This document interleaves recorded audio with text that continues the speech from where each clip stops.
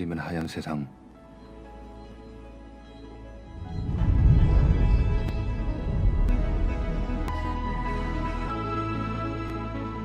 Halo teman-teman, selamat datang di channel Slow Tips. Buat teman-teman slow, aku berharap kalian tetap sehat selalu.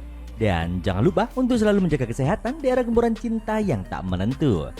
Dan juga aku berharap teman-teman slow tak terjerumus di dalam lingkaran tangan yang dipenuhi oleh pelicin. Oke, di video kali ini aku akan melanjutkan film yang berjudul Moving yang part ketiga. Ladies and gentlemen, please enjoy this video. Let's get in rumble.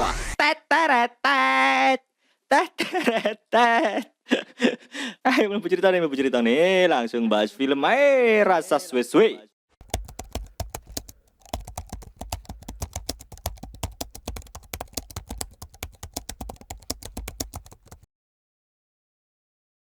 Hisu terlihat sedang latihan melompat sambil mengukur tinggi lompatannya.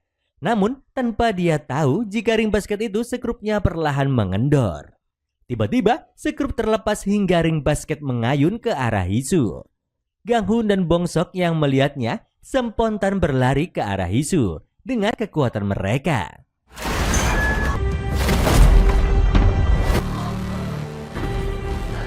Gang-hun berhasil menyelamatkan Hisu, sementara Bong-sok dia gagal karena terhambat oleh pemberat di kakinya. Bong-sok tiba-tiba merasa kalah dan dia merasa malu karena tak bisa menyelamatkan gadis yang dia sukai.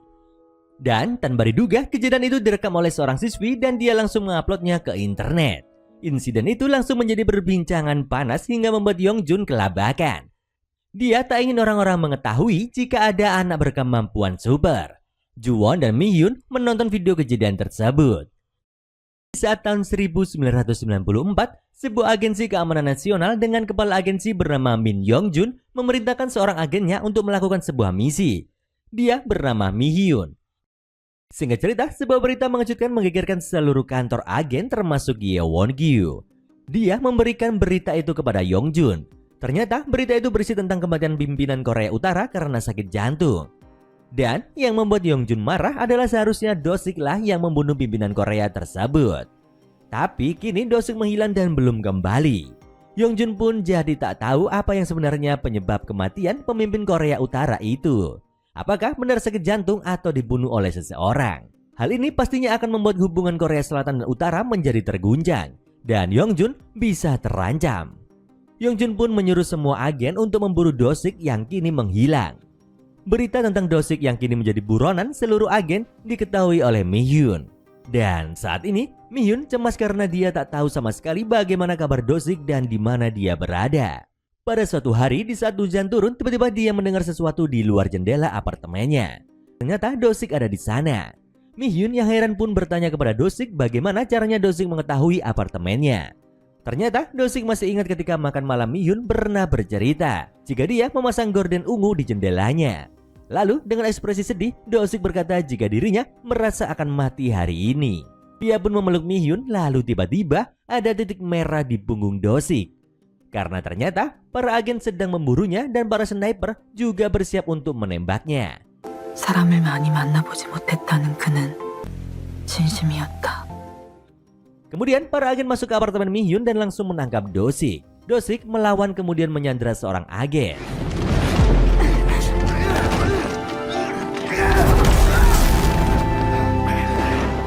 Do-sik mencoba mengambil pistol di sakunya, tapi pistol itu pun hilang. Ternyata pistolnya diambil Mihyun ketika mereka berpelukan tadi. Dan sekarang dia menodongkannya kepada Do-sik. Ternyata Mihyun sudah diberi misi oleh Yongjun untuk menangkap Do-sik juga.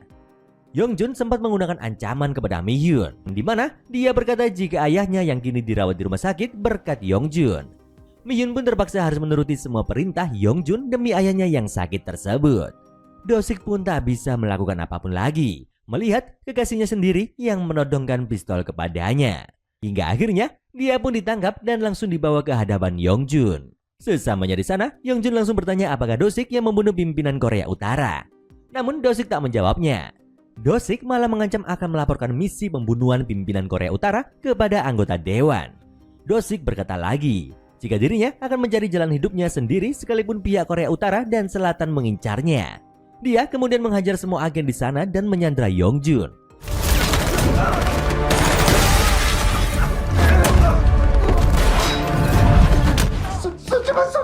Dia membawa Yongjun melayang keluar gedung, membuat seluruh agen kini bersiap menembak Do-sik. Di bawah, Mi-hyun melihat apa yang terjadi. Do-sik tiba-tiba memanggil nama Mi-hyun sambil menodongkan pistol kepadanya. Lalu sebuah tembakan dilepaskan, yang ternyata rekan Do-sik yang bernama Juwon menahan tembakan tersebut dengan tangannya. Ternyata hal itu sengaja Do-sik lakukan agar para agen tak mengincar Mi-hyun. Bahkan ketika mereka berpelukan tadi, ternyata Do-sik sendirilah yang menyuruh Mi-hyun untuk mengambil pistol di sakunya. Lalu berpura-pura ikut menangkap Do-sik. Mi-hyun pun diminta untuk menemui Juwon agar nanti bisa melindungi Mi-hyun. Rencana Do-sik berhasil dan kini dia menghilang. Yongjun dibiarkan tergantung di sebuah pohon, sementara Do-sik kini menjadi buronan para agen. Tak lama setelah insiden itu, ayah Mi-hyun meninggal karena sakit yang dideritanya. Karena kini sudah tak ada yang perlu Mi-hyun lindungi, Mi-hyun pun keluar dari kantor agen dan bekerja di tempat lain. Tetapi setiap hari kenangannya dengan Do-sik tak berubah. Setiap makan dia akan memesan tongkat sup porsi besar. Mi-hyun bahkan meminta meja kerja dekat jendela, dan di sela kerjanya dia sering memandang ke atas, berharap Do-sik muncul dan menemuinya. Hingga pada suatu malam di hari yang bersalju, Mi-hyun mendengar suara dari belakang seolah-olah sudah hafal dengan suara itu. Mi-hyun pun tersenyum dan berbalik ketika Do-sik muncul setelah sekian lama menghilang. Do-sik kemudian berkata jika dirinya ingin menunjukkan sesuatu kepada Mi-hyun. Dia pun memeluk Mi-hyun, lalu perlahan mereka mulai melayang semakin tinggi. 눈 내리면 하얀 세상.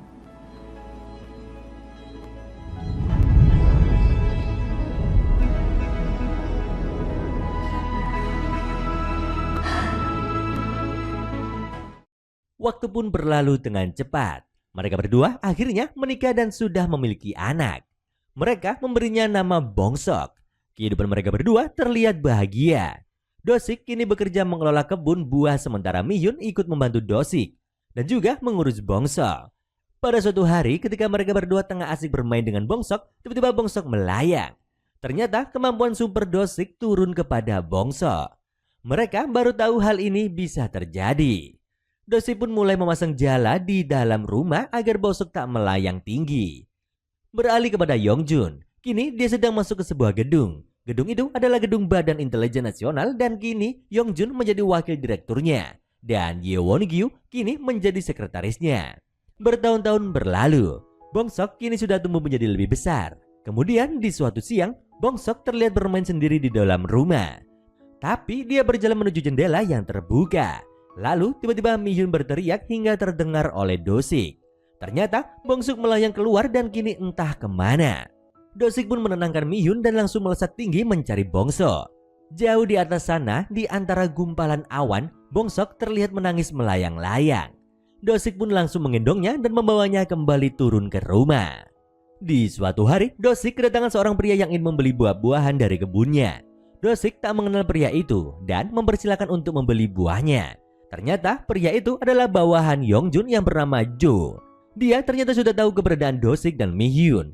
Dan di malam harinya, Mi-hyun kembali terbangun karena mendengar suara mencurigakan. Kali ini dia ketakutan karena suara itu berasal dari para agen. Setidaknya ada 30 orang yang sedang bersiap mengepung rumah Mi-hyun dan Do-sik. Kemudian Do-sik pun segera membuat rencana. Dia akan mengalihkan perhatian para agen. Sementara Mi-hyun harus membawa Bongsok kabur menjauh. Do-sik kemudian keluar rumahnya. Dan para agen sudah bersiap menodongkan senjatanya. Ketika ada kesempatan, Do-sik langsung menghajar salah satu agen dan Do-sik langsung terbang sambil menyandera agen tersebut.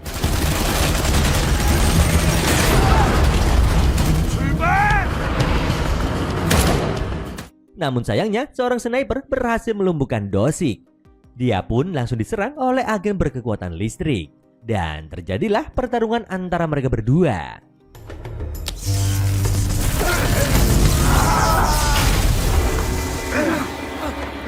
Kemudian, ketika Do-sik lengah, dirinya diikat oleh tali.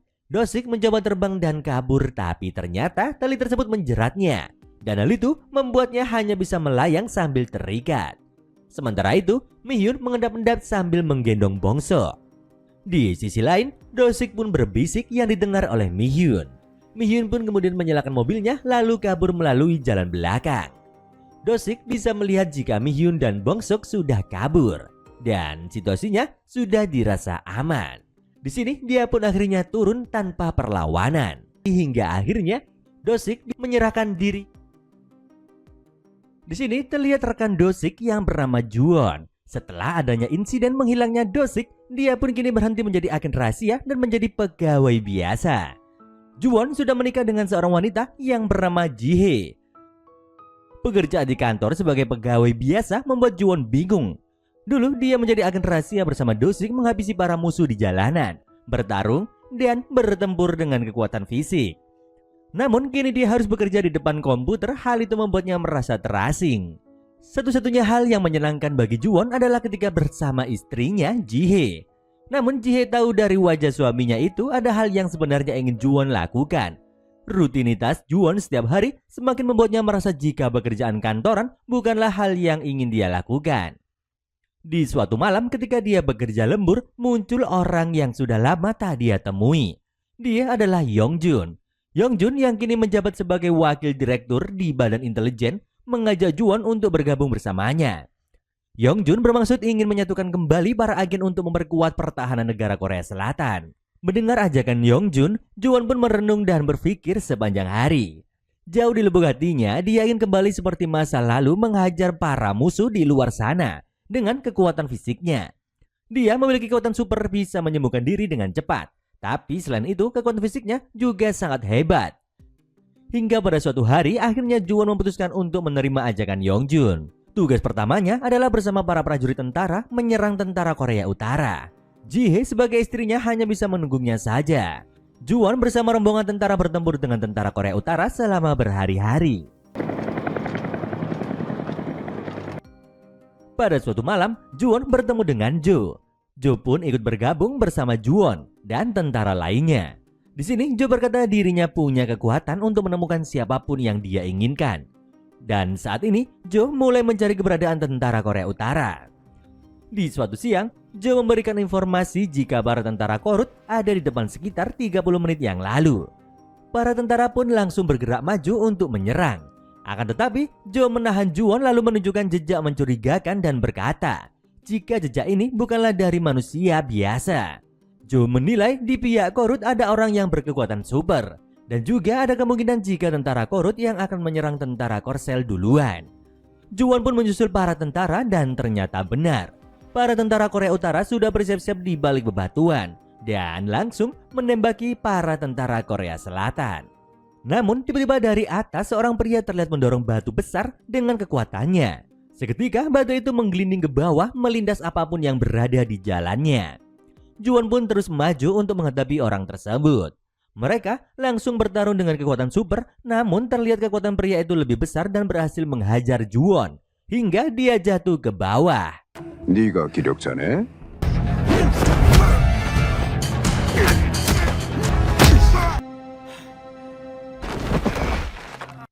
Orang itu kemudian kabur setelah menghabisi para tentara Korea Selatan. Dari semua pasukan tentara Korea Selatan, yang ada hanya Juwon dan Jo yang berhasil selamat. Juwon terlihat sangat terpukul karena rekan-rekannya tewas di depan matanya. Ketika Jo muncul, dia juga jadi benci kepada Jo karena dengan sengaja memberitahu informasi yang salah. Sehingga tentara Korea Selatan diserang hingga semuanya tewas. Setelah berbulan-bulan Juwon ada di medan perang, akhirnya dia kembali ke rumah. Ji-hye langsung memeluknya. Dia bersyukur karena di antara semua yang tewas, suaminya itu masih bisa selamat. Setelah Juwon kembali ke rumah, tak lama kemudian istrinya pun hamil. Dan akhirnya mereka pun punya anak. Mereka memberinya nama Hisu. Hisu pun tumbuh menjadi anak yang sehat. Hingga pada suatu hari, Juwon mendapat misi baru untuk pergi ke luar negeri. Selesai misi dan setibanya dia kembali ke Korea, dia mendapat kabar yang mengejutkan. Ji-hye dan Hisu mengalami kecelakaan mobil. Juwon segera datang ke rumah sakit dan menemui anaknya yang sedang dirawat. Beruntungnya, Hisu selamat namun istrinya, Ji-hye, telah meninggoy di dalam kecelakaan tersebut. Juwon merasa sangat terpukul ketika harus datang ke pemakaman istrinya itu. Dia menangis dan meratapi istrinya yang sudah tiada. 희수 내가 잘 키울게. 걱정 마. Seumur hidupnya, dia belum pernah punya pacar dan istrinya adalah pacar pertama yang langsung menjadi pendampingnya. Kehilangan pasangan hidup yang setiap hari bersamanya membuat Juwon seperti mayat hidup. Dia tak tahu harus berbuat apa. Setelah kejadian itu, Juwon pun menemui Yongjun dan berkata akan berhenti menjadi agen untuk mengurus anaknya Hisu. Yongjun awalnya keberatan karena Juwon adalah salah satu agen terkuat yang dia miliki. Lalu Yongjun pun berkata jika suatu hari nanti dia dibutuhkan, dia akan dihubungi lagi. Kembali ke masa sekarang, di tahun 2023 insiden lepasnya ring basket yang hampir mengenai Hisu waktu itu. Di suatu siang, kebetulan Ganghun melihat Kiso sendirian di dalam gimnasium. Ganghun menuduh Kiso adalah pelaku insiden ring itu. Namun Kiso membantahnya. Sementara itu, siswi yang merekam kejadian itu dan menguploadnya ke internet kini kameranya disita oleh para guru. Setelah itu, guru tersebut dipanggil oleh guru senior bernama Pak Choi. Pak Choi mencurigai dialah pelakunya. Karena di antara guru lainnya, guru ini tahu rahasia di balik sekolah ini yang menyekolahkan anak-anak berkekuatan super. Beralih kepada siswi yang merekam, dia curhat pada temannya tentang kameranya yang disita guru. Tak hanya itu, akun di internetnya juga diblokir padahal menurutnya insiden itu biasa saja. Dia berkata jika dia akan mengambil kameranya kembali ke ruangan guru ketika semua orang sudah pulang. Di sore harinya, Hisu dipanggil oleh Pak Choi ke ruangannya. Pak Choi berkata, karena ring basket rusak maka gimnasium perlu diperbaiki. Akan tetapi, Hisu harus tetap berlatih agar dia berhasil mendapatkan beasiswa. Pak Choi pun merekomendasikan Hisu berlatih di sebuah sport center di kota Dunkon. Hisu pun keluar dari ruangan Pak Choi, namun dia kaget karena Kiso tiba-tiba menghadangnya. Kiso bertanya apa yang Pak Choi katakan. Dan Hisu menjawab jika Pak Choi hanya menyuruhnya latihan di tempat lain. Lalu Kiso berkata untuk tak percaya kepada siapapun. Setelah itu Kiso pun pergi. Hisu kembali ke kelas dan mendapatkan Bongsok yang masih ada di sana. Hisu bertanya kenapa seharian ini Bongsok terlihat diam saja. Dan Hisu perhatikan Bongsok tak lagi memakai pemberat di kakinya. Bongsok menjawab jika mulai sekarang dia harus membiasakan diri tak memakainya. Dirinya tak ingin hidup dengan pemberat seumur hidupnya. Hisu merasa ini ada hubungannya dengan insiden yang menimpa dirinya. Hisu melihat sendiri Bongsok terlihat sedih ketika dia gagal menyelamatkan Hisu. Hisu tiba-tiba mendekati Bongsok lalu menepuk kedua pipinya. Dan jelas itu membuat Bongsok melayang karena senang. Hisu melakukan itu untuk membuat Bongsok ceria lagi. Dia pun mengajak Bongsok untuk ikut bersamanya pergi ke sport center, menemaninya latihan di luar. Mereka berdua pun berjalan menuju halte bus untuk pergi ke sport center. Karena jaraknya cukup jauh. Namun dari kejauhan seseorang mencurigakan sedang membuntuti mereka. Sementara itu, Mihyun dan Juwon yang sudah melihat video insiden ring basket membuat mereka yakin ada sesuatu yang mencurigakan di sekolah anak mereka. Mihyun bahkan menyediakan senjata lalu bersiap datang ke sekolah. Sementara Juwon juga menyiapkan diri, dia mengetes kemampuan pemulihan dirinya dengan mencelupkan tangannya ke minyak panas. Ketika dia mengangkat tangannya, dalam hitungan detik tangannya pun sembuh seperti semula. Kembali kepada Bongsok dan Hisu. Kini mereka naik bus dan sopirnya adalah Gyedo. Setelah mereka berdua naik, seseorang yang tadi membuntuti juga naik ke bus tersebut. Ketika bus mulai berjalan, pria itu tampak waspada karena sudah jelas dia memang membuntuti Bongsok dan Hisu untuk satu tujuan jahat. Beralih kepada Mihyun. Kini dia sudah sampai di sekolah dan bertemu dengan satpam. Dia berkata dia ingin bertemu dengan guru sekaligus wali kelas Bongsok. Mihyun kemudian menelpon Bongsok bertanya di mana dia sekarang. Bongsok berbohong berkata jika dia sedang dalam perjalanan pulang, padahal dia sedang pergi bersama Hisu ke sport center. Tak lama kemudian giliran Hisu yang mendapat telepon dari ayahnya. Hisu berkata dia hari ini akan pulang larut karena harus latihan dulu di tempat yang lumayan jauh. 나도 훈련 도와줄 수 있어. Kini Juwon juga sampai di sekolah dan langsung masuk ke dalam gedung sekolah. Tanpa mereka tahu, satpam sekolah menelpon seseorang memberitahu jika Mihyun dan Juwon kini sudah berada di sekolah. Mihyun mendatangi wali kelas Bongsok. Di sini Mihyun pun mulai mengobrol tentang insiden ring basket itu dan bertanya apa yang sebenarnya terjadi. Di sini Pak Choi berkata jika ring itu memang sudah tua, namun beruntungnya tak ada siswa yang terluka. Mihyun juga bertanya di dalam video ada seseorang siswa dengan gerakan cepat menolong Hisu. Siapa sebenarnya dia? Namun Pak Choi mengelak dan berkata jika dia hanya murid biasa saja yang kebetulan ada di sana dan berhasil menyelamatkan Hisu. beralih pada Juwon. Juwon pun mendatangi gimnasium tempat Hisu hampir saja terluka.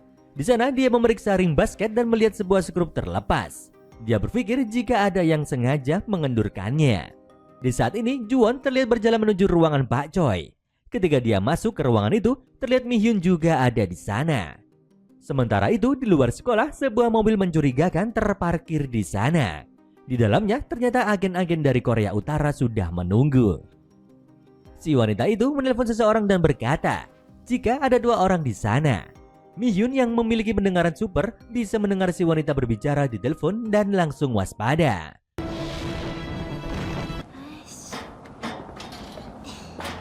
Ya akhirnya cerita pun berlanjut ke part 4.